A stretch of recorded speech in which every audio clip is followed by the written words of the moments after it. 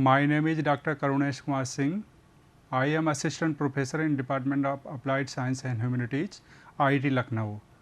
In today's lecture, I discuss with you Char-Pit methods for solving partial differential equation which is non-linear. Then we will say how we use Char-Pit method to solve partial differential equation. So, outline of my presentation is first I introduce with you what is non-linear partial differential equation of order 1 and of any degree. Then what is Char-Pit methods, then what is the working rule for solving partial differential equation by Char-Pit methods, and at last we will see Char-Pit methods with the help of some examples. Now, I discuss with you linear partial differential equation and non-linear partial differential equation. Actually, generally there are two types of partial differential equations. One is linear and second is non-linear. So, what is the meaning of non-linear? If there is a product of dependent variable and its derivative with respect to independent variables are available there, then we can call that this differential equation is non-linear partial differential equation. And you can take some example of linear partial differential equation. Suppose x p plus y q equal to x, where p is del z upon del x, means derivative of dependent variable with respect to independent variable, and q is derivative of dependent variable with respect to independent variable y.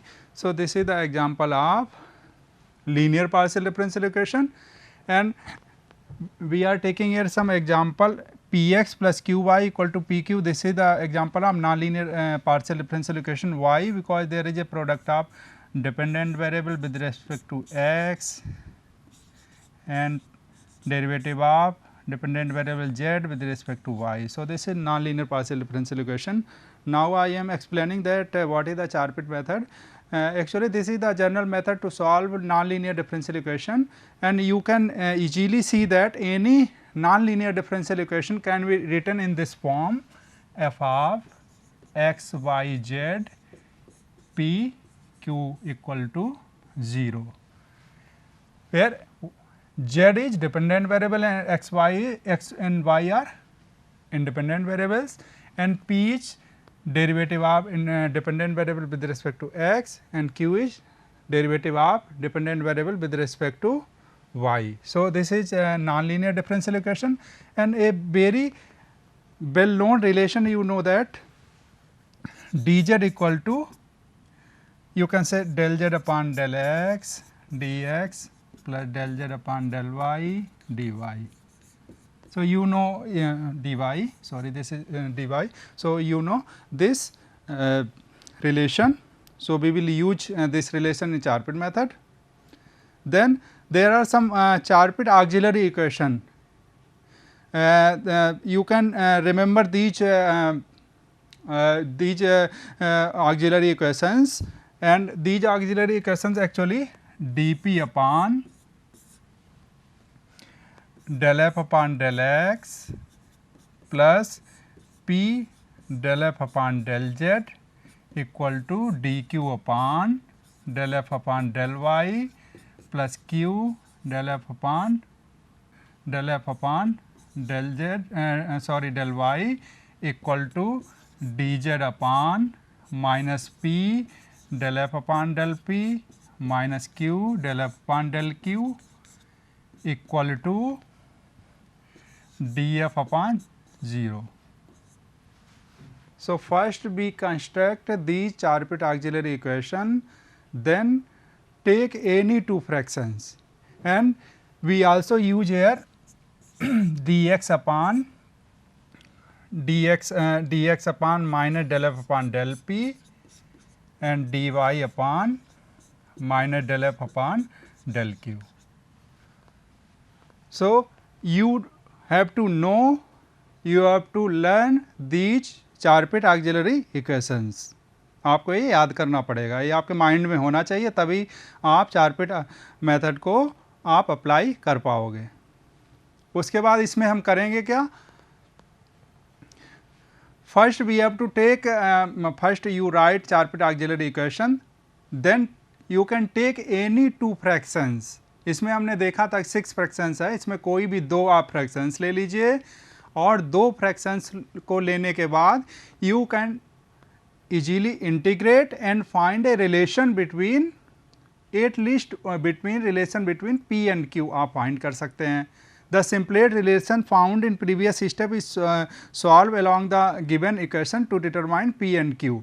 Put these values of p and q into which on integration gives the required complete integral. तो जैसे कि हमने लोगों ने देखा था कि dz equal to p d x plus q d y, उसमें आप उस रिलेशन को यूज करिए और रिलेशन को यूज करने के बाद इंटीग्रेट करेंगे और हमें कंप्लीट इंटीग्रल मिल जाएगा. It means we have to find z in terms of x and y. Now we will see this Charpit method with the help of some examples. So our example is px plus qy, px plus qy equal to pq. This is very simple non-linear differential equation and our aim is to solve this non-linear differential equation. So first we have to write Charpit auxiliary equation. So we construct f x y z p q equal to p x plus q y minus p q equal to 0. So construct this function here, the f x y z p q function is p x plus q y minus p q equal to 0. Now you have to take its derivative with respect to x, y, with respect to z, with respect to p and with respect to q. So find those derivatives. So del f upon del x, our function is this.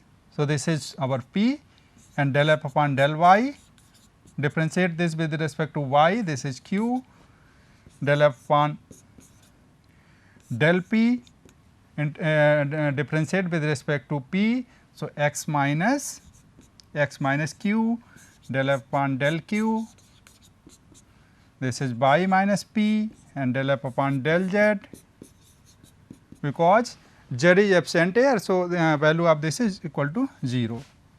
So find these various partial derivatives and put these partial derivatives in general Charpit auxiliary equation. We get this dx upon minus x minus q, because this is due to this negative sign, this minus x minus q equal to dy upon y minus q equal to dz upon minus p del f upon del p minus q del f upon del q. Previously you can see that, इसमें आप देख सकते हो कि minus p del f upon del p minus q del f upon del q. तो इससे ए find करने के बाद हम यहाँ पे पहुँचे and d p equal to p plus p del f upon del z, because del f upon del z is 0. ये आप जानते हुए 0 है, तो that's why this is d p upon p plus 0 and d q upon q plus q into 0, because del f upon del z is also 0. तो ये हमें मिल गया चारपिट ऑक्सिलरी इक्वेशन हमने लिख लिया. Now you can take any two fractions जिससे हमें एक रिलेशन मिल जाए. तो कौन से फ्रैक्शन हम लेना चाहेंगे जिससे हमें रिलेशन मिल जाए? So you can consider last two fractions. तो उससे हमें क्या मिलेगा? इसको आप अगर इंटीग्रेट कर दो D p upon p equal to dq upon q, you can easily integrate, and this is equal to on integration logarithmic function p equal to logarithmic function q plus log of some constant, arbitrary constant a. So this is equal to p equal to aq, where a is arbitrary constants. तो ये हमें एक relation चाहिए था और हमें relation p equal to a q मिल गया. अब हम क्या करेंगे? Now you use given partial differential equation जो दी हुई है उस पार्शियल डिफरेंशियल को हम यूज करेंगे. तो गिवन हमारी पार्शियल डिफरेंशियल इक्वेशन क्या थी? हमारी पार्शियल इक्वेशन ये था p x plus q y minus p q equal to 0. तो यहाँ पे हमें p equal to a q put कर देंगे. तो देखिए p equal to a q x plus a q y minus a q square equal to 0.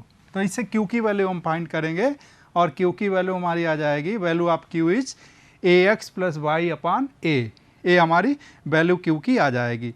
Now we have to use this relation dz equal to p d x plus q d Y.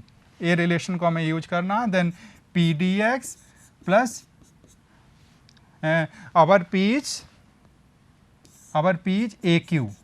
AQ dx plus Q dy.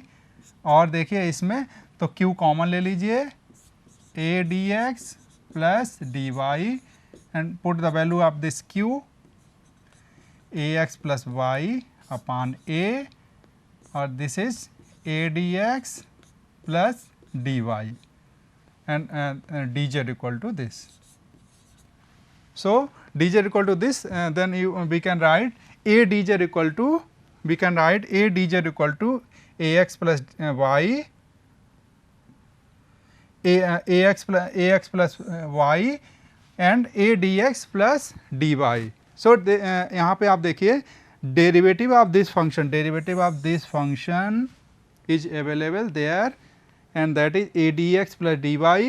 ये हमारा दिया हुआ है.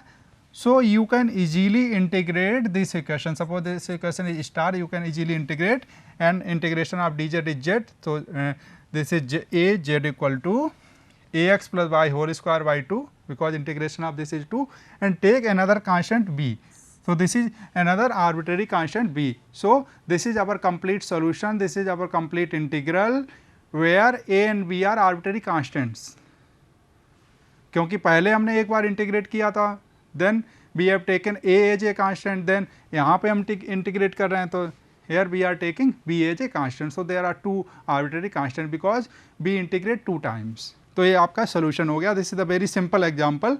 Now coming to second example, find complete integral of q equal to 3p square. So you can see that this is non-linear differential equation. Why this is non-linear differential equation? Because 3p square is there, and because of this power, suppose if we take q equal to 3p, so this is simple linear partial differential equation. You can use Lagrange method and some other methods also you can use for solving this partial differential equation. What? Q equal to 3p square, so this is non-linear.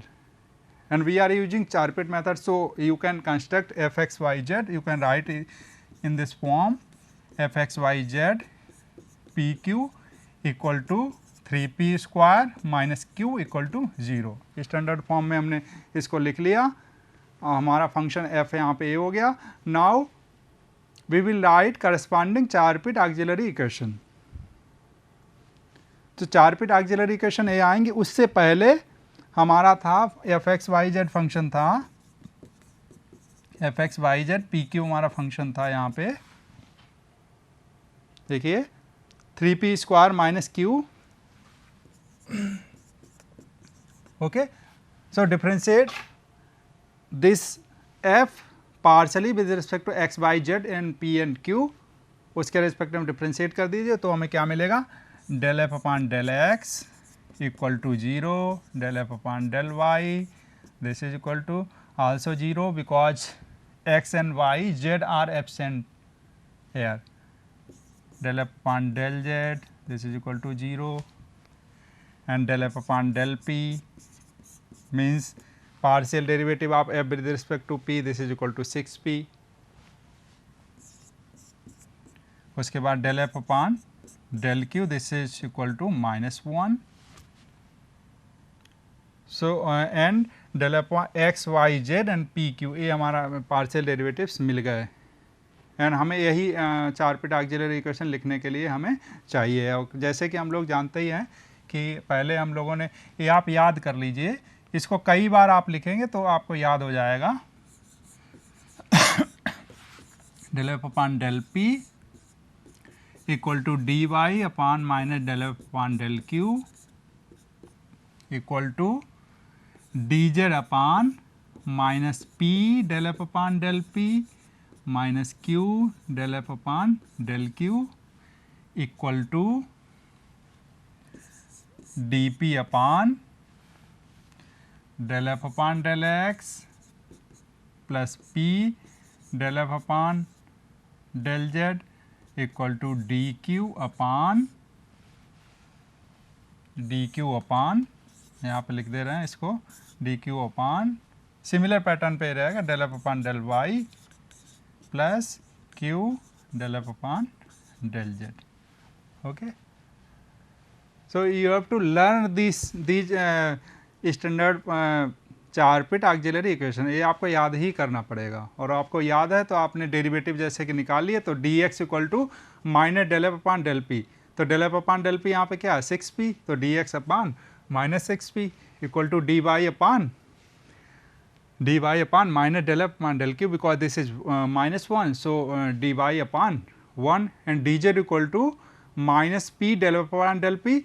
तो minus p into del f upon del p 6p, तो minus 6 square, ये minus 6p square हो जाएगा plus D p upon ये हमारा हो गया, फिर d q upon d q में हमारा क्या है, डी क्यू में हमारा है del f upon del y which ये तो हमारा जीरो हो जाएगा, q into del f upon del z is zero, तो डी क्यू अपॉन जीरो हो जाएगा और ऐसे डी पी अपॉन जीरो हो जाएगा और डी जेड इक्वल टू हमारा हो जाएगा यहाँ से minus p del f upon del p is 6p, then minus 6p square minus q into del f upon del q, तो उससे हमारा ये प्लस क्यू आ जाएगा. अब हम कैसे इसको इंटीग्रेट करें कि हमें एक रिलेशन मिल जाए. So we can consider last fraction या बिफोर लास्ट जो हमारा डी पी अपॉन जीरो है उसको भी हम यूज कर सकते हैं, या डी क्यू अपॉन जीरो है तो मान लीजिए डी पी अपॉन जीरो को किसी फ्रैक्शन के साथ में हमने ले लिया तो हमें क्या मिलेगा, तो किसी फ्रैक्शन के साथ में मान लीजिए हमने डी पी अपॉन जीरो इसको लिया इस फ्रैक्शन से, तो क्रॉस मल्टीप्लाई आप करिए, तो क्रॉस मल्टीप्लाई में आपका क्या हो जाएगा यहाँ पे कि d p equal to zero. और आप अगर मान लीजिए लास्ट फ्रैक्शन अगर आप लेते हैं तो लास्ट फ्रैक्शन में आप किसी के साथ क्रॉस मल्टीप्लाई करिए तो d q equal to zero आपको हो जाएगा. तो it means d p equal to zero integrate one time, this gives us p equal to a. And if you can take last fraction को आप लेंगे तो हमारा d q upon zero, d q equal to zero मान लीजिए आपने लिया, then you can take q equal to suppose another constant a dash, तो p इक्वल टू ए हमारा आ गया, p equal to a arbitrary constant. Then use equation, जो हमारी इक्वेशन कौन सी थी, q equal to 3p square, तो q equal to 3p square, तो q इक्वल टू हमारा था equation 3p square, put value of p, so this is equal to 3a square, q equal to 3a square. From equation number 1 आप कह सकते हैं a हमारा आ गया. Now you can simply use dz equal to p dx plus q dy. इसको आपको याद रखना है because here z is dependent variable आप two independent variable x and y, तो ये दो आ गए तो उसमें आप p की वैल्यू रखिए और q की वैल्यू रखिए, तो आप dz इक्वल टू हमारा हो जाएगा dz equal to p is a dx, this is arbitrary constant, plus q is 3a square dy. Now see is this integrable, क्या हमारा इंटीग्रेबल है, answer is this is integrable. And integration of d z is z, तो इसको integrate कर दीजिए, z equal to integration of d x is x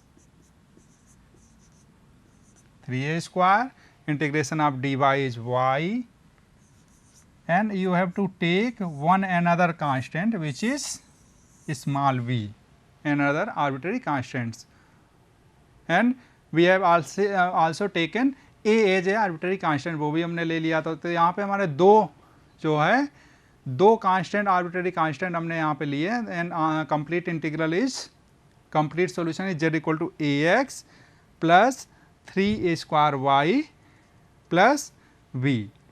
तो इस तरीके से हम लोग किसी भी पार्शियल डिफरेंशियल इक्वेशन को सॉल्व कर सकते हैं 4-bit. सबसे पहले आपको ये देखना होगा कि if differential equation is linear you can apply several methods, for example Lagrange methods and other some methods also.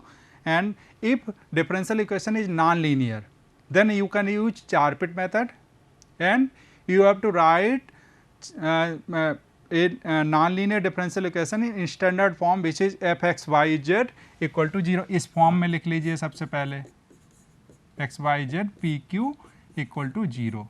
So any non-linear equation can be written in this form, and for that form we can find this function, general function f. Then what we do?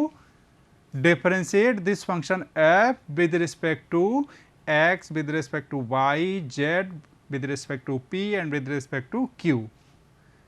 And then you have to learn, you have to remember Charpit auxiliary equations, वो आपको याद करना पड़ेगा, Charpit auxiliary equations. And how we derive Charpit auxiliary equation, you can see these Charpit auxiliary equations from different books of differential equation. And what we do in this, in the derivation of Charpit auxiliary equation, हम क्या करते हैं? Charpit auxiliary equation में देखिए हम आपको थोड़ा सा एक्सप्लेन कर दे रहे हैं कि कैसे ये डिराइव करते हैं.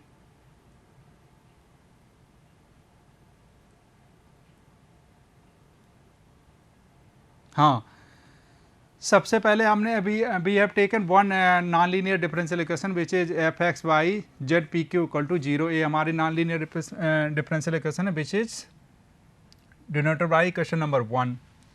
अब उसके बाद हम कैसे इसको डिराइव करते हैं? Let us consider another relation between x y z p Q.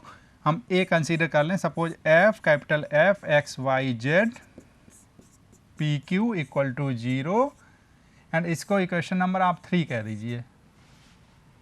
Okay, then differentiate this equation number 1, differentiate equation number 1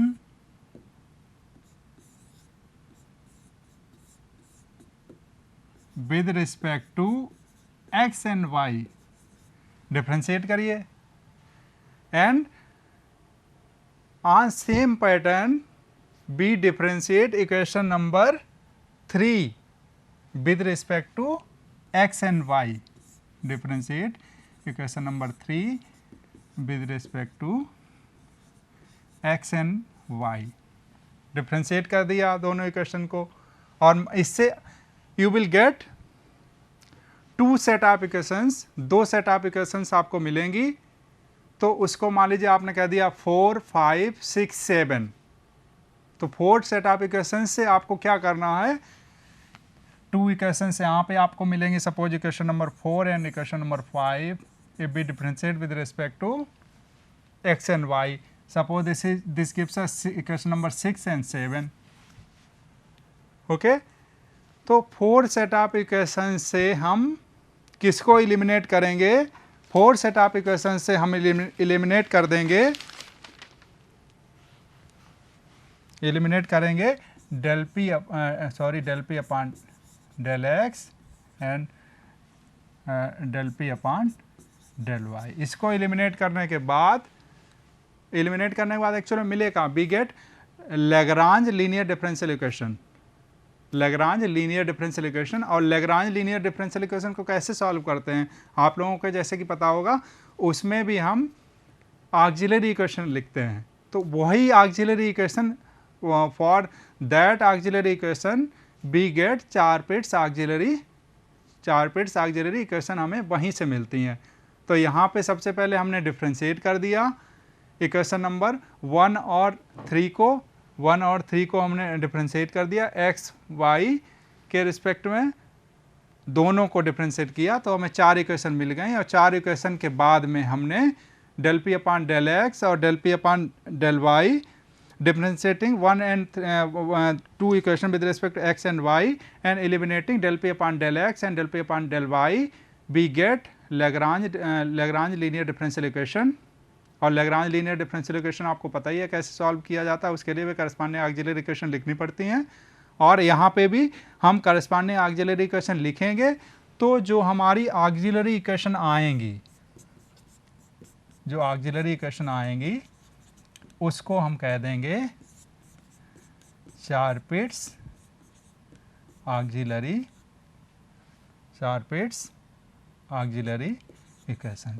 तो ऐसे ये डेरिवेशन है, लेकिन डेरिवेशन ना करके आप इसको माइंड अपनी मेमोरी में रख लीजिए, क्योंकि चाहे आपका लैग्रांज मेथड क्यों ना हो, चाहे आपका चारपिट मेथड क्यों ना हो, उसमें आपको ये चारपिट ऑक्सिलरी इक्वेशंस ये आपको याद करनी ही पड़ेंगी, उसके बगैर आप उस जो भी इसमें प्रॉब्लम्स उसको नहीं कर पाएंगे।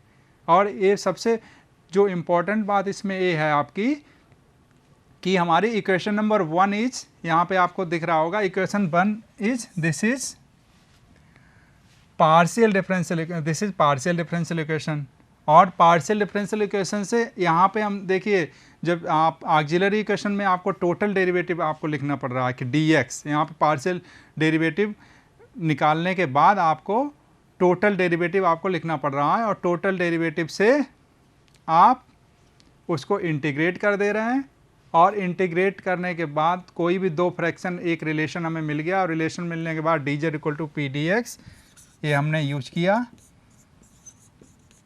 P और Q में कोई रिलेशन हमें मिलने के बाद हमने ये यूज कर लिया, और P और Q में एक रिलेशन, और इसमें क्या है मेनली कि हमारा इंटीग्रेबल होना चाहिए। अगर हमारा ये इंटीग्रेबल है नहीं है तो सॉल्यूशन हमें नहीं फाइंड कर पाएंगे।